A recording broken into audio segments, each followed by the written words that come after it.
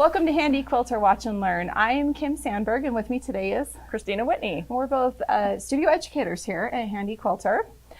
Today we've got something really cool to talk about, right? We do. Yep. We're going to talk about finishing the quilt, like getting to the bottom. We actually had a conversation a few weeks ago, and we realized we're really good at showing everybody how to get started. Yep, getting it nice and square at the top. But that's as far as we go. Yeah, how do you keep it square as you go? And how do you keep it square when you get to the bottom and you take that quilt off? So we're going to show you actually a couple of different ways to do that today, right? Yeah, because there's no right or wrong way. Exactly. And we all have different styles and different techniques that we use. So. And depending on the type of quilting you're doing, and by that I mean, are you doing an edge to edge? Are you custom quilting? Those kind of things. So why don't you tell us about what we've got on the frame right now? Okay, so this quilt right here, this is one, it's a smaller piece, and I am wanting to really play with this one and do a little bit more intricate work. Okay. And I want it to actually be square when I want to hang it up. Gotcha. So this is going to be a wall hanging, so straight and square, super important. Yes. Gotcha. So you can already see I'm using orange thread for my basting. Yes, I see and I'm not going to use orange thread on the quilt that I know of yet. No orange thread. I dare you. You dare me. Okay. We'll get some orange thread in there somewhere. But what I did was I already went ahead and I basted up the top and down the sides in my throat space like we want to do with every single quilt. Right. I started with a plumb line that I used to line the top up to make sure that it was straight. Perfect. I also do want to mention I've got 2 layers of batting on this one. Yes. So it's got a little bit more oomph to it. Yeah, oomph. Our fabulous words that we use. Yes. So descriptive. So what I did with this is I used my centering tape. This is the Longarm centering tape, and it's up here on my pole. Yeah. So if you reach right there behind the machine, right there. Can we see that? So you've actually, yep. Okay. So you've actually taped that onto the idle pole. Correct. Nice. And I started with the 0 at the center, and then if you look on your side, about what measurement is my quilt at? 17 and a half, 18, right in between there. Is that mine's, right? Mine's right about 18 here. So what I said 18. You're right. Yeah. Okay. Good, because I already checked and it was 18. So what I like to do a lot of times is instead of trying to remember that number, I will just take a dry erase marker and make a little tick on my idle bar, my idle pole, on both sides. And then as I'm advancing, I can make sure I keep my sides lined up as I go down the quilt. Very smart. And the dry erase on the idle pole, I'm assuming that just wipes right off. Wipes right off. Perfect. Yep, perfect. Okay. Right. So I am going to baste this entire quilt top before I do any stitching. Okay, now baste. Let's explain what we mean by basting. You're just gonna put in random stitches throughout the entire thing to sandwich it together. And you're going to use what stitch length? Well, for the outside, I did a 1/2 inch. Okay. Usually I do a 1/4 inch or a 1/2 inch. Okay. For the inside, this is stuff that I'm definitely going to be needing to take out. Right. So I'm going to do a larger stitch. Okay. So right now I've got it set at 1 inch. Okay. And so it'll be easier to remove. And that's also part of the reason why I'm using this orange thread, is it'll be more visible so I know which stuff needs to come out. Smart. And make sure that I take it out before I do any like micro quilting or stuff over top of it, and then I can't get it out. I've done that before too. So the tip here is use a bright colored thread and actually take out these basting stitches before you start stitching over the top of them. That's what you're telling us. So I'll leave the basting in until I get to like that specific area. Perfect. And then I will just take out the basting in that area that I'm working on. Gotcha. Because it'll be on the frame and pull tight. Okay. So I'm going to use my channel locks. Yes. Again, I want to keep everything square. So along here, I've already done 1 row of basting. I see that. And it's 1 inch. And you just had a seam line to follow. That makes it easy to keep it straight, right? Yes. So I'm going to go ahead and I'm going to stitch down along this row. Okay. So I'm going to line it up on here and turn on my horizontal channel locks on my Pro Stitcher. Okay. If you don't have a Pro Stitcher, you can use the channel lock, just the little circular clamps that you can put on. Yep. Or electromagnetic channel locks. I'm going to pull up my bobbin thread. And again, I'm set at a 1 inch stitch. Okay. So I'm going to stitch along Remember, it's only going to take a stitch if the machine is moving. Right. And then I'm just going to follow that seam, and I can put pressure I see on that. one side or another of the quilt Right. to try to make sure I'm keeping it perfectly straight. It's kind of mesmerizing watching you do this. And I'm being very careful. My hands are not in the way. And you're moving the machine, so you can, you can stop when needed. Then I'll take off my horizontal channel lock, Clip your thread. clip my threads. Now I know we're going to get questions about how much distance can you have between your basting stitches. Yeah, that's a really good question. Like between each line of basting. I try to follow the recommendations on the batting, Okay. or just in general, I try to go about every 4 inches or so. Okay. So I'm going to go ahead and do another one down the middle here. Okay. This one I'm not going to be as concerned with keeping it straight on. Right. You've already got everything straight, because Yep, you've got that all section these lines. straight. Yep. So I'm not even going to put my channel locks on. I've got my gears engaged, so it'll help keep it straight. But Gotcha. I'm not even watching those lines really. Just doing a straight-ish line this time. And the purpose for that is that I want to have everything, all of my layers sandwiched together, Right. so that it stays in place as I go back and do all of the other Right. fill work. Right. Because you're actually going to advance this. Like you're going to advance this in just a minute without doing any stitching ahead of time. Correct. This is now going to be able to advance, and because you basted it, you're not going to end up with any folds or anything in the back of your backing. I actually had a gal that called yesterday, and that was her. She's like, I keep getting these folds in the back of my quilt, and she was doing your technique of like stitching all the way with one color and then going back, but she wasn't basting. Okay. So remember, this basting is really important when you're doing this. So Yes. Okay, Will you grab those clamps for me on that side, and I'll take these off. I'll pop the ratchet stops. Oh, it looks like I get to turn the Oh, you get to handle roll it too, yeah. All right, awesome. You tell me when. Okay. That's pretty good right that there. good? Yep, Okay. that's good. Okay, Now we'll, my favorite part. yes, So I do this a little bit differently than a lot of people. go through your order, the order that you do Okay, this. so I am going to loosen any tension on there. Okay. I'm going to drop my backing down, and I just kind of go by feel. Okay, I don't want to crank it down. right. And then I'm going to lift this pole up. Into your pole cradle. Yes, I love the pole cradles. Absolutely. And since I have 2 layers of batting, I'm going to lift one over. Uh-huh. I'm going to take the bottom one and fluff it. Fluff it. I Make love sure it. it's nice and smooth. Yes. Then I'll take my next layer, Right. fluff it, lay it down nice and smooth on top of the other one, get off my threads. Yes. Okay, then I'll pop this one down. Okay. And we going to do this one for you too? That'd be lovely, thank Okay. you. Can you put the ratchet Yep. down as well? Put the ratchet stop down. Okay, then I'll tighten that up. I'm not going to stretch it too tight. Right. Now, if you look, Kim, where's my markings at on that side? So this edge it's actually maybe a 1/4 inch in. However, it's coming out like this. It's coming out towards 18. So you get a little bit of drawing, even with that basting. right. So here's one thing that I like to do. Okay. And I don't know if we'll be able to see very well, but I like to take the back and working from my center. Yep. I like to smooth it out. Yep. Yep. Sometimes as And look we're at that. You're getting it back where rolling, it belongs. kind of punch. It bunches in. That's the word. Not Bunches in. It bunches in. Yep. So I like to smooth out the back as well. Okay. On the take-up pole. Uh-huh. That is a really, I think that's something that we sometimes forget. Keeping that nice and smooth.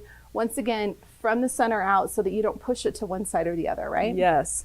Yep. And speaking of pushing it from one side to the other, let's go ahead and get these clamps on. And then we tend to do our basting on the side Yes. from the top down. Yes. So I learned a little trick a while ago where you can actually baste from the bottom up. Up. Mm-hmm. So if you have a lot of fullness, instead of basting everything down, and over, and getting this big blob at the bottom, Right. you can work it up and then get that Keep everything straight. extra fullness worked in there. Yeah. And it's not always necessary, and I don't No. always do it, but that is one option. Yeah. It prevents that, I like to call it the frowny face at the bottom of the quilt, where the two corners are a little bit lower than the center of the quilt, right? Yep. Yep. Okay, I'm going to change my basting stitch back down to 1/4 inch to baste up the side. And I like how you're putting your hands on both sides of that just to kind of ease it in a little bit. Yes. Especially with the extra fullness of the batting, right? Mm-hmm. And I'll be honest, I don't normally use my vertical channel locks when I'm going up the side, because as you did mention, there was a little bit of draw in at the top, so it's not perfectly straight at this point. Right. Although, you know what, when you smoothed it back out, it is lined up right with that 18 now on this side. Oh, but perfect. I can see what you're saying, that you don't necessarily need to do the channel locks on the side. Yeah, and I'm trying to keep these stitches within the 1/4 inch for my binding to cover up so that I don't have to take these out. Right. But again, it's in that bright orange thread.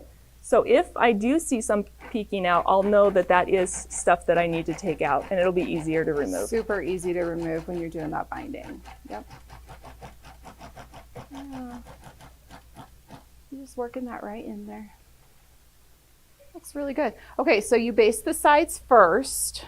Yes. Always. Always, always, always. Okay, baste the sides first, and then you're going to go back and do the basting in the middle of the quilt. Is that right? Okay. Yep, and I'm going to change my basting stitch back up to a 1-inch stitch. Okay.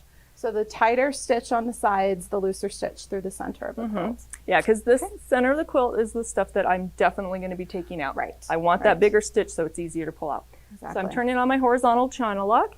Okay, and I like that. So you just line that up actually with a seam there in the center of the quilt, turned your channel lock on, and then moved over to the side just to keep everything straight. Yeah, if I turned the channel lock on here, it wouldn't guarantee I'd be straight throughout there. Exactly. Got lots of strings there. Yeah.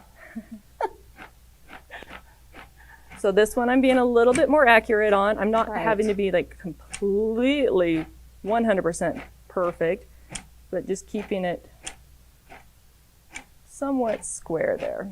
This is what's going to keep the quilt square, so that when you do take it off and trim it up and hang it on the wall, it will be square, right? Correct. Okay. Turn off the channel lock. I can see that this is actually a pretty quick process, especially if you're not narrating it. You got your scissors. Try not to keep my scissors where I'm stitching, but then I lose them. I know. Back on the magnetic cuff. There you go. So I am going to go ahead and I'm going to just stitch right through here and The also center. right through here. Okay. And these are going to be a little bit more free. Right. So not as exact. You're exact at the seam lines, just a placeholder in the center of the block.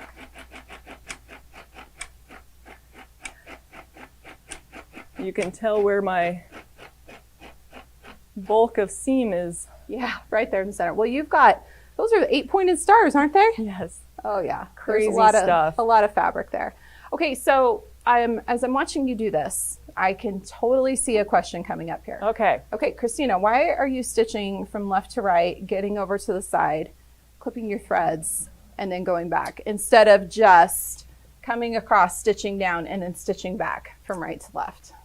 Because the machines are created, all Longarm machines, so that they stitch better from left to right. Okay. That's the mechanics of the machine. Right, right. So I could do that, But but in your experience, you found. Yeah. And also, I like to have my basting pieces in one section and have the thread end. Gotcha. So that when I'm working in that section, I can pull it out easier and it's not attached down to something else that's down at the bottom. Okay. So multiple reasons, and both excellent reasons. The machines do function best. And it's habit. Yeah. Yeah. There's that. Those good old habits that we have. Okay. Okay, so I think we're just about ready to advance again. Yeah. And while we're advancing, one other thing is you don't have to baste the entire thing. Right. Let's say you were going to be doing some stitch in the ditch, or you had one certain thread color that you were working with. You could actually do the stitching in that thread in the section that you're working on, and then baste whatever you did not fill in. Okay. And then come back after you've changed your color. And I'm going to show you how you can come back in just a minute. And do the back and forth really easy. Let's go ahead and baste this whole thing down. Okay. So we're going to do that same process. Okay. And I'll go ahead and rolling it up again. Oops, did I? I hope you're enjoying watching Kim and Kristina talk about stitching out that last row. It's super helpful information. This week on special, we have the Handwheel kit, the centering measuring tape, and leaders. Those are all on special. You can check those out on handyquilter.com or check with your local retailer. There we go.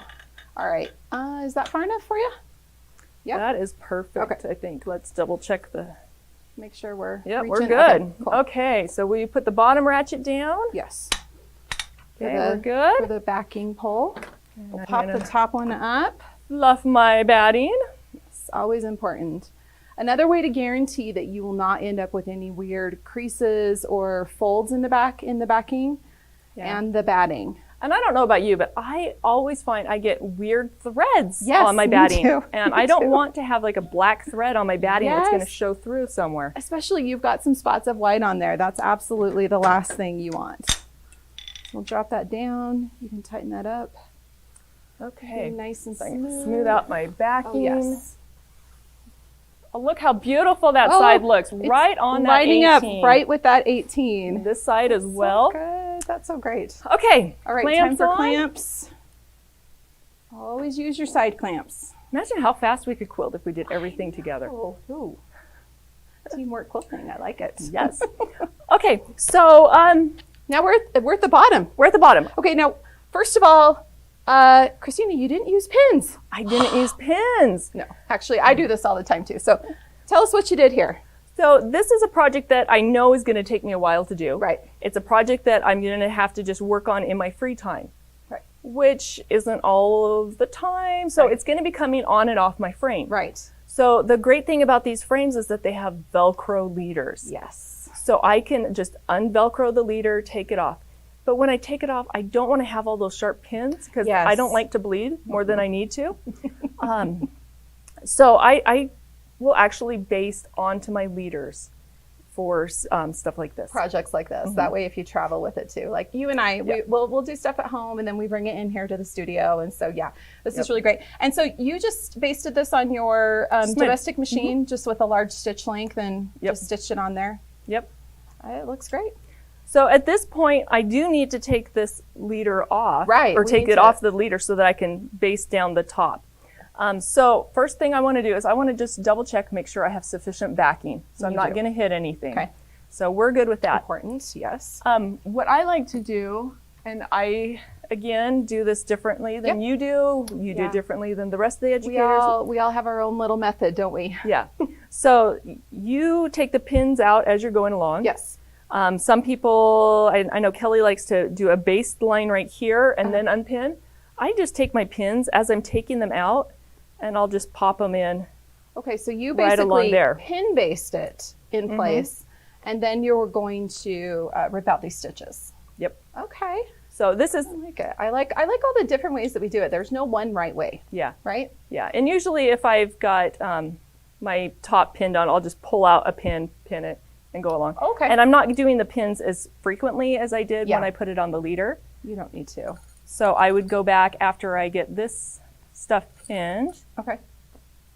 So I you're would go doing back this- and take off all of the pins that are still remaining on Gotcha. there. Okay. And then it would be free from the leader. For this part, Just grab the. I Your keep losing my scissors. Did I roll them up? I hope not. Here they are. I found them. That's why I love my zingers. Okay. Singers don't mix with the microphone very well, though, do they? Yeah. Okay, so you're just using your scissors there to kind of help you rip out the stitches, but you can Yeah. see they Come rip out really pretty easy. easily. Yeah, piece of cake. So some people don't like all the little fluffy pieces of thread that are left. Somebody recommended using like an emery board and just running it across there to grab all those extra loose We threads. can do that. we've got, there's a few good tricks for that. You know what I even do, because I tend to baste most of mine like this, machine baste them. I'll actually take my leaders before I'm going to use them again, and I'll throw them in my dryer with a wet washcloth for like 10 minutes or something, and it like grabs all those threads and pulls them out. Oh, I haven't tried that. Yeah. Let's, since you're talking about leaders, make sure that you never wash your leaders. Right. Yeah. So that's, just a note there. When I'm throwing them in the dryer, I'm just doing it on like air dry. But it's having that wet washcloth in there, it just kind of grabs all those little threads and pulls them out for me. Yeah. So, okay. So we'll just... And the reason why we don't want to wash it is that it's not that we want you to have dirty leaders, but they'll shrink. Yeah, they shrink and get and the deformed Velcro a little. doesn't. That's the problem. The Velcro doesn't shrink at the same time, at the same rate. Yeah, so it becomes distorted. Yeah. Okay, so you've got this pin. Now we've got this free edge here. So now you're basting down the side, and you're going to just baste the bottom at the same time.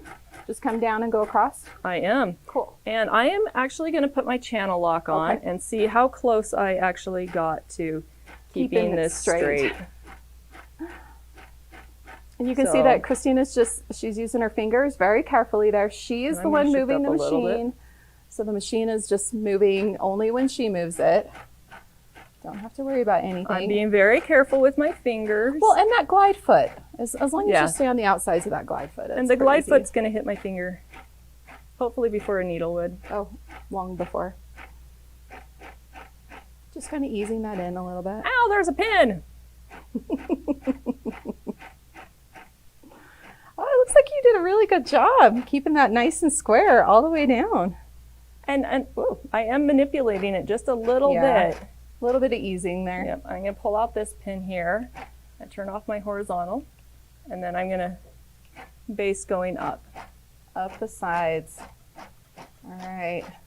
So now you started with a straight and square quilt at the top, and you now have a straight and square quilt here at the bottom. Yes. Very good.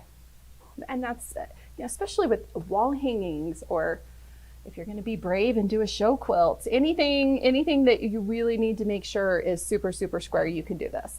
Yeah. But really with any quilts, it just makes it easier to bind, take it off, do all those things if everything's straight and square. Yeah. So I could, just go ahead and bind this one on the frame because I know it is square. Straight and square. Yep. Exactly. So I am going to add in another basting line right here because I don't have any basting in there. One more basting line. So horizontal is on, basting is at 1 inch. Just going across that seam one last time. That's really the last basting line you need to do, isn't it? Mm-hmm.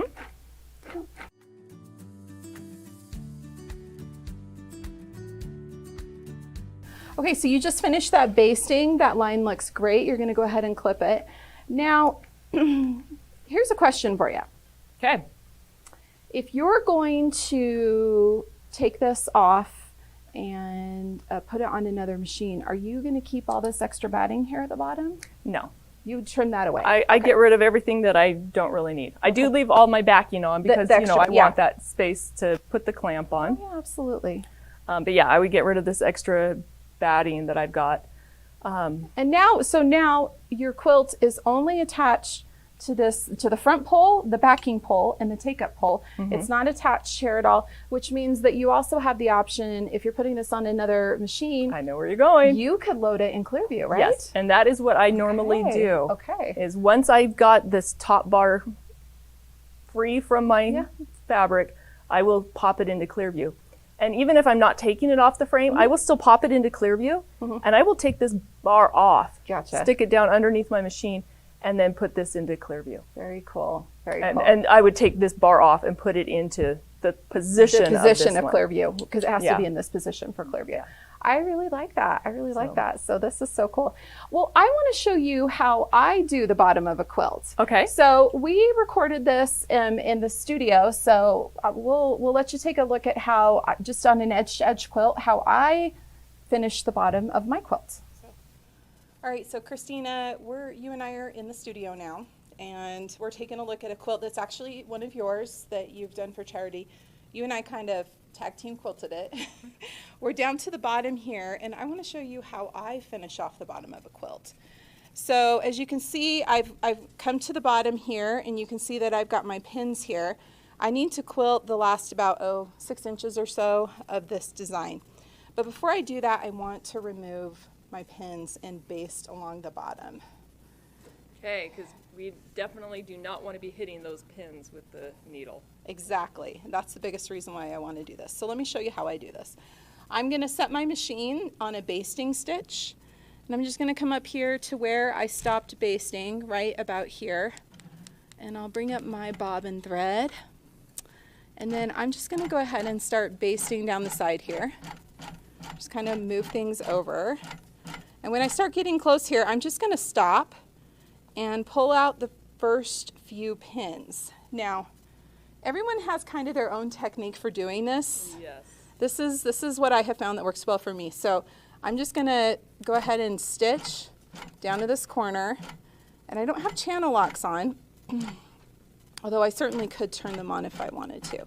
But I'm just going to start stitching across. And when I hit a point where I need to take out some more pins, you can see that I just stop stitching, leave the machine right where it is, and just pull a few more pins out. So you're using one hand to hold the leader back. Yep. And put a little pressure on there. Yep. One hand to drive the machine. Exactly.